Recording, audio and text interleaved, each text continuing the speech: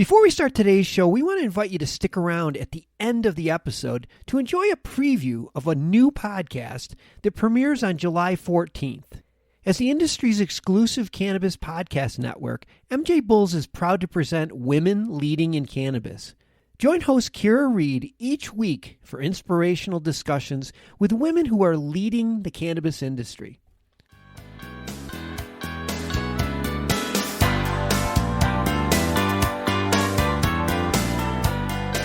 Welcome to another episode of Hemp Barons. I'm Dan Humiston, and on today's show, Joy travels to North Carolina to speak with a true hemp and sustainable living pioneer who's creating a model for small farm success. Let's join Joy's conversation with Franny Tacy from Franny's Farm and Franny's Pharmacy.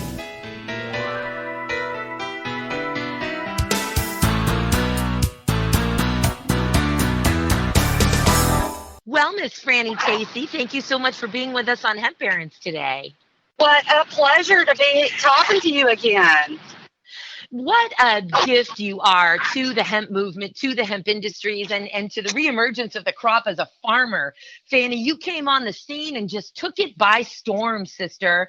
You're hail from North Carolina. In fact, the first female hemp farmer, legal hemp farmer, post-prohibition, one of my favorite states. You know, hempcrete is one of my favorite products of the thousands and thousands and thousands of products to meet humanity's needs. And of course, the first two permitted hempcrete homes were built in North Carolina. You're in hemp country. Tell us, how did you discover hemp? How did hemp enter your field of awareness, so to speak? Well, I've been aware of hemp for a long time. My undergraduate degree is actually in forestry. And that was sustainable ag back in the late 80s. It was a very different educational system.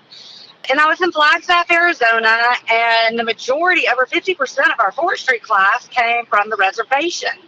They were actually doing a government research trial there. So that's where I started learning about it. And then one of my favorite friends from college grew up in Nepal.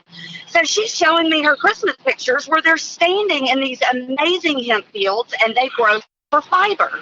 So back in like 88, I was like, are you kidding me? In my whole agro economy and agro history through our coursework, I had some opportunities back in the late 80s and early 90s to really learn about that.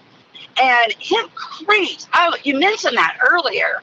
What an insane, amazing building material. And we actually had the privilege of working with Luli and Tim on those hempcrete homes. We didn't do anything but show up and be labor, but there's a lot to even be said for that. That's what farming and community and the resurgence of agriculture, that's what it's all about. And we're really getting to witness a lot right now as we're going to the harvest and just seeing how this pulls so many people together. I didn't realize you worked on the Now House. I have been very privileged and so pleased and happy to work very closely with Hemp Technologies, which got the hemp in those walls, both for the mayor of Asheville's home and for the Now House. And I didn't realize you were part of that. Girl, you got hempcrete up in your fingernails and you worked it. That's amazing. Yeah, on some pretty inclement weather days. And actually, when I was blogging for Mother Earth News, there's some videos. So if people visit the Franny's Farm, that's Franny with a Y, Franny's Farm YouTube channels, if you go back several years, you'll see some videos with the architects and learn some, a few interesting facts about hempcrete as an amazing building material. I am going to do that tonight, and I'm so excited to do that. Yes, mold resistant, rot resistant, pest resistant, fire resistant, optimal indoor air quality, optimal energy efficiency. It's coming, and it's made its way into North Carolina way back in 2009. Those projects started. My goodness. Franny's Farm to me is a shining example. It is a shining example of using rotational crops, of regenerative agricultural practices, and of building community.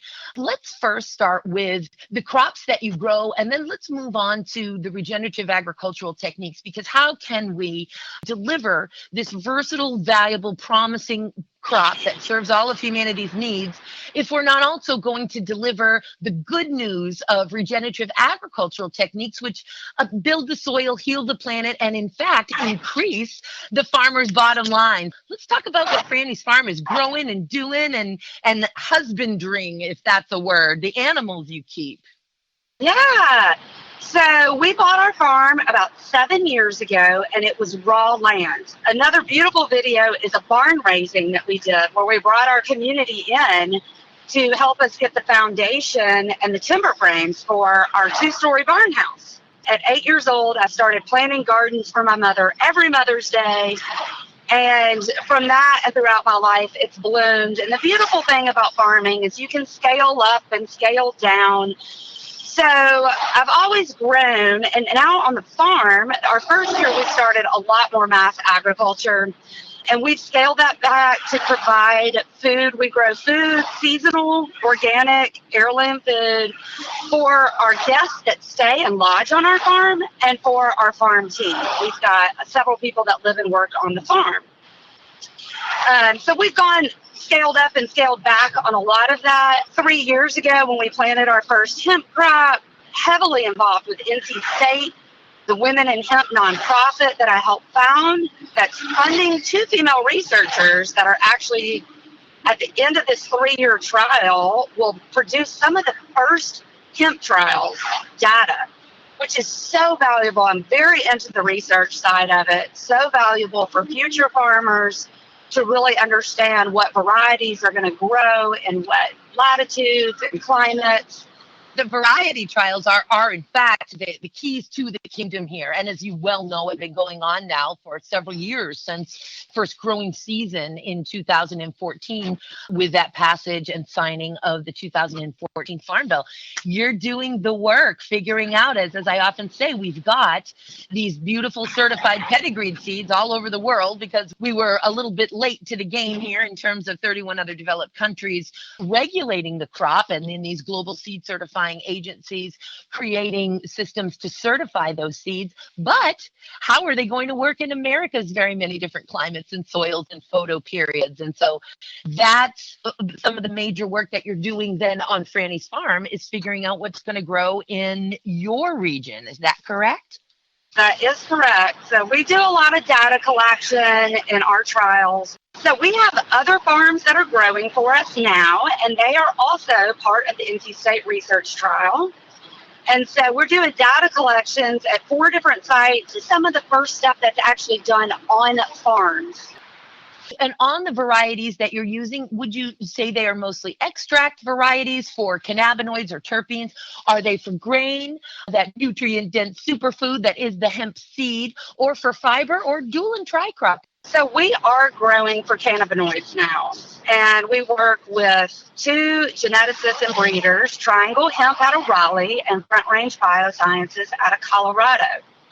We are really working with the people that are doing all the science and data and mass producing and able to get these clones of seeds out to other growers. And so I always say it's super important for people getting into the industry to find the best breeders and seed sources. Absolutely. We've been talking about now 2 large lawsuits that have been filed, and we'll probably see more. Again, I do think it's a shared responsibility. As you say, make sure you get the best, because boy, while this revolution is happening, we're seeing so much exploitive marketing and frankly fraudulent marketing, telling a farmer everything that they would possibly want to hear about buying a seed specifically for cannabinoids, which would generally need to be a feminized seed, not a male plant. So they're being told, these are feminized. The germination rate is 93%. There's 17% CBD, 0% THC. You're going to get this much bulk per plant. And they tell a farmer everything that they want to hear. And oftentimes it's not true. So what advice could we give folks looking for seeds, sister? Find a mentor, because those that I do consulting for, I send them to good seed sources. But always get referrals and testimonials. There's so many factors that, some of these breeders can have the same plants and send them to 20 farms and get test results for cannabinoid profiles that have a 20% variance. And so it's just very important that people, I think, find a mentor and learn about growing this crop before they jump in. Excellent, excellent advice.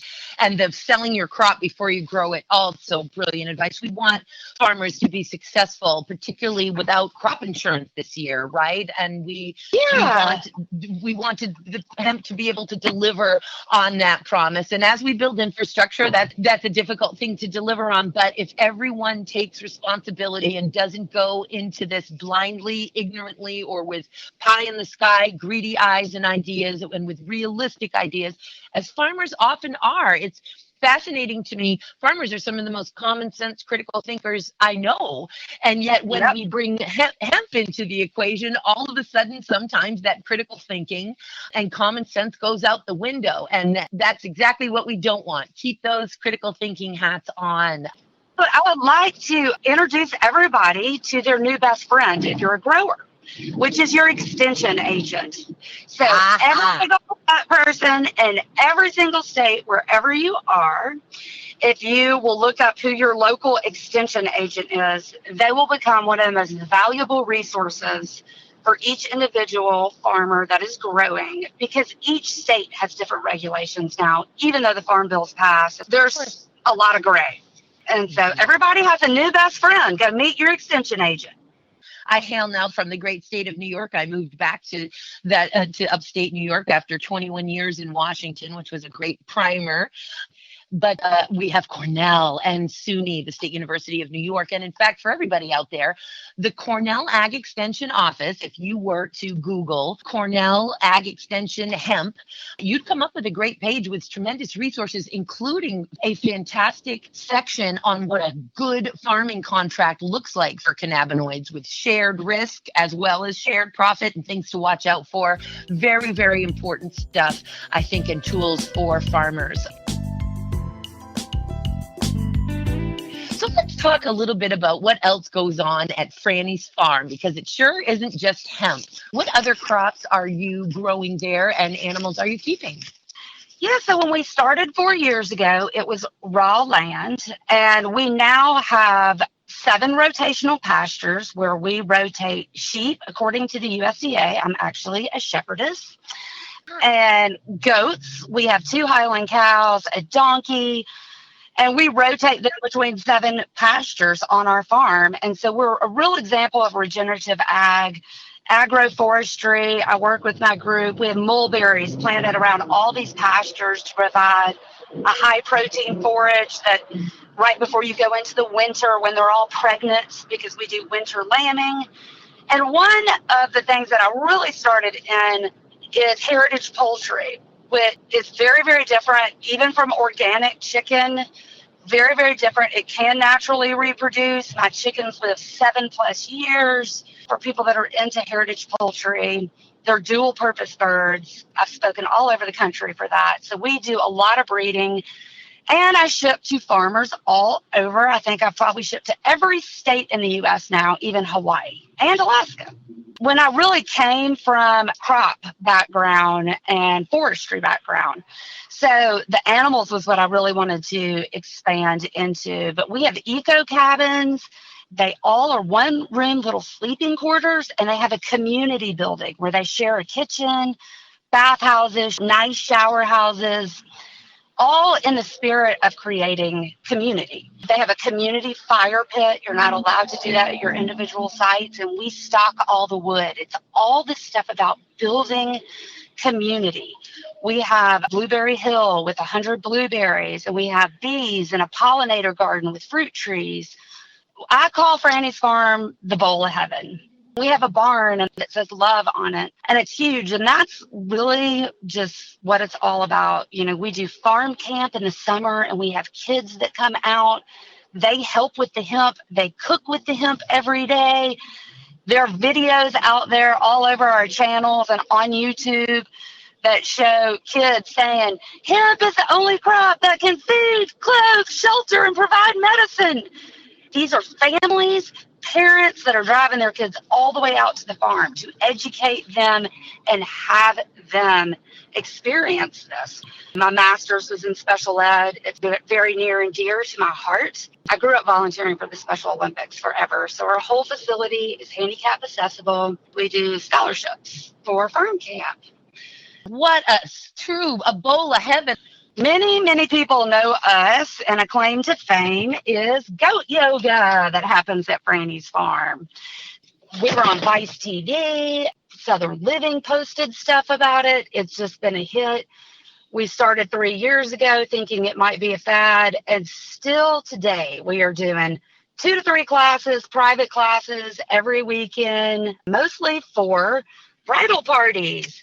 They get cute little shirts with goats on them. And so goat yoga has been a great revenue stream for a farm. A lot of what I set out to do was find out how to make small-scale agriculture viable as a profession. And I will be honest, it's been really hard. And I think a saying that follows me everywhere is Franny claims to be a great example of what to do and what not to do. So I'm always very forthright with, okay, I made a bad choice. I just call it a bad choice. And we'll do that again and move on. But with goat yoga, we now have something that we call Toke with a Goat, which is a CBD and hemp awareness class. These are public events. Guests get to come out. We put all our Franny's pharmacy are branded. We have over 50 products that we manufacture from the hemp we grow and process. We rub everybody down with all these topicals and then just light some Franny's Grammys. They're 1 gram cones. And we toke with the goats, and then we move into yoga. And it's an educational fun. They call me the Fun Force Franny. That's just, I like to just live life hard and fun. It's just been a great experience for visitors. And tell us a little bit, because you're clearly, consumed in or immersed in goat yoga. But for those of us who are hearing about it for the first time, what on earth is goat yoga? So we'll bring people into our event space and bring the goats in and put some little piles of hay. It all depends on what age the goats are. When they're babies, people do yoga and they pretty much just pass baby goats around because they don't have a whole lot of energy to stay up and play long. But it doesn't last long because within about 6 weeks, they are bouncing everywhere. So if you're in a tabletop on the floor, they're jumping all over you. And it's just a really fun experience. And then as they get older, and that's like 7 months, honestly, that's when they've gotten to be about 20 pounds, and you don't necessarily want them jumping all over you. Our amazing yoga teacher will put people in warrior poses, and we'll throw little cheese balls through your legs, and the goats just run around in circles between your legs. Oh, my God. Again, it's all science and research, but what it does, it is scientifically proven that baby humans, baby animals release endorphins. It's this light, magic innocence that chemically releases endorphins. And so people are just laughing and stretching and breathing and just transforming, evolving, and giving Franny's Farm, the bowl of heaven, more energy, just flowing both ways. I cannot wait. I cannot wait to visit Franny's farm. Oh, my goodness. And let's talk now a little bit about your farming practices. Again, this is where in so many areas you are such a shining example, just in a million different directions. You're a phenomenal woman, a phenomenal human being to have on the planet, to have with us in the hemp movement, and certainly to have with us in the regenerative agricultural movement. Tell us about these practices, Franny, some that you use, from cover crops to integrated pest management. When I started my farm 7 years ago, there's 6 different regenerative ag places across the world that I researched. And I said, Franny's Farm will be the 7th wonder of the world. So when we started, everything we have planted is a native. We have planted nut trees, fruit trees, non-GMO blueberries that come from a lineage of over 100 years. We build our own compost and make our own compost to an extent that we even know how to amend it to the specific crops we're growing. So for instance, when we do tomato crops, we might be adding bone meal to our compost. Everything we do within our entire farm is so integrated. We don't mow our land. We rotate our animals. Some of them are grazers, they eat the grass. Some of them are browsers, they eat the leaves. In pest management, this has been a huge thing for hemp growers the past few years. And one thing that I am not able to offer a lot of advice on through experience, because we are so diverse with flowers, ornamentals, vegetables, animals, we have been super fortunate not to have some of these major pest problems. Not that we hadn't had caterpillars, they all come in, and then they're gone within a week. But even when we grow our hemp, we integrate mums in there, or we put buckwheat between the rows, all in efforts to always keep the soil as the focus and the top of mind. Everybody knows I live by the LAP principle, and that means land, animals, then people. Never take offense if you are not a priority. It's because the animals or the land came first.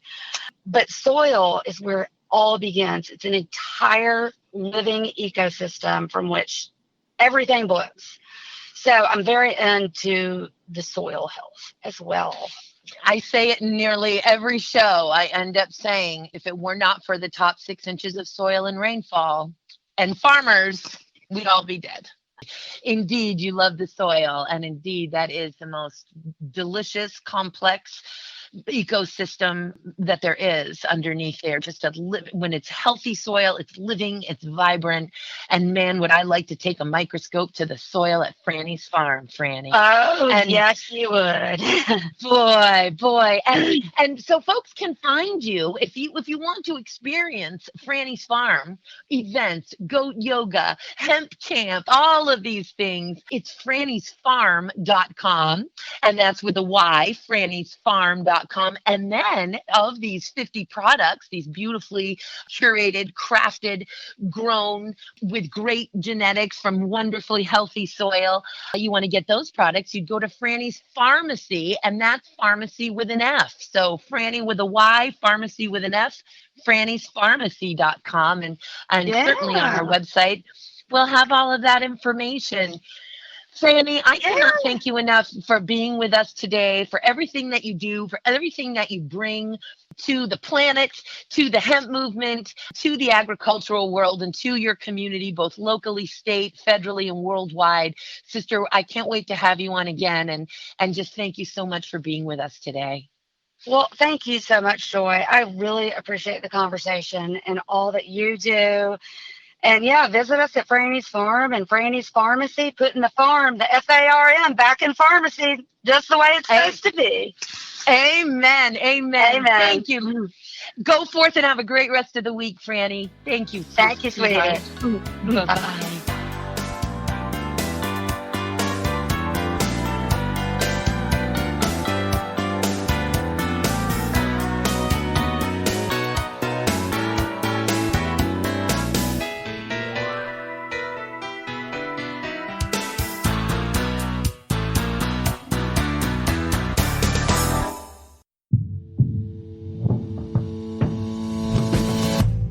Tell me, boy, you make me so bored. You need to walk the other way. I tell you once more. Please get out of my way. I don't want you no more. We're done here, boy. I know you think you're so fine, but you can't see it. I've been wanting to unwind.